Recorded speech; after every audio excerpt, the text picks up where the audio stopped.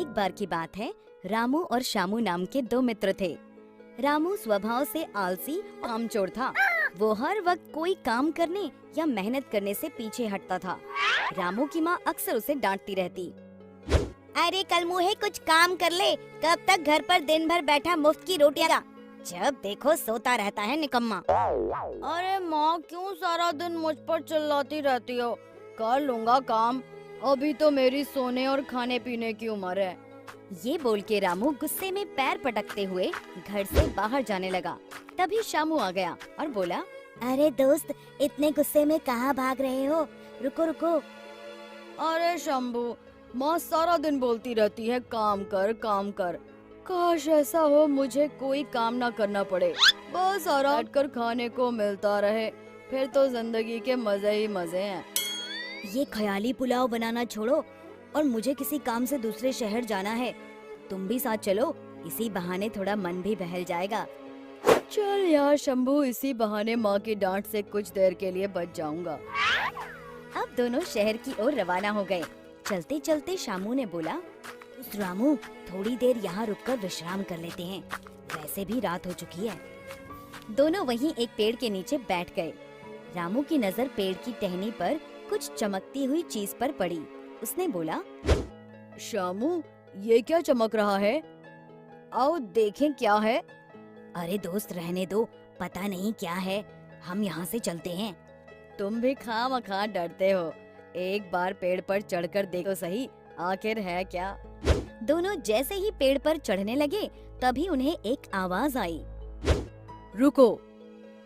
एक महात्मा जो वहीं नजदीक विश्राम कर रहे थे, उन्होंने दोनों को रोका और बोला, ये रोशनी उस जादुई घर से आ रही है जो उस पेड़ के पीछे बना है। रामू ने जब पेड़ की ओर देखा तो हैरान हो गया। जादुई घर, अब ये क्या है और इसमें इतनी रोशनी क्यों है?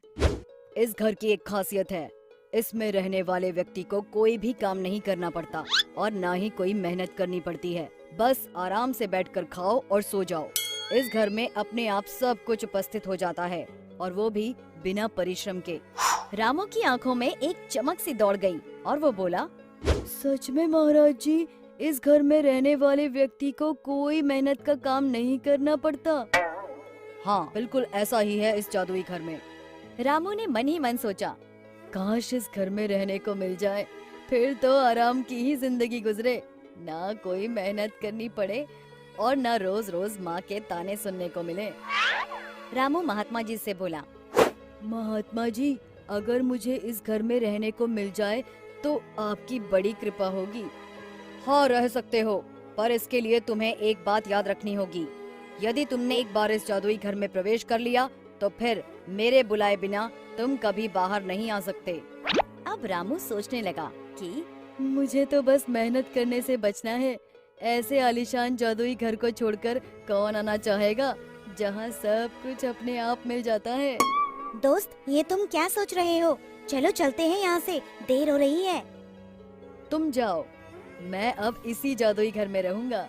रामू जादुई घर में जाने लगा। उसने शामू की एक न सुनी। शामू क्या करता, वहाँ से मायूस होकर चला गया। चमकते जादुई घर को देखकर रामू दंग रह गया।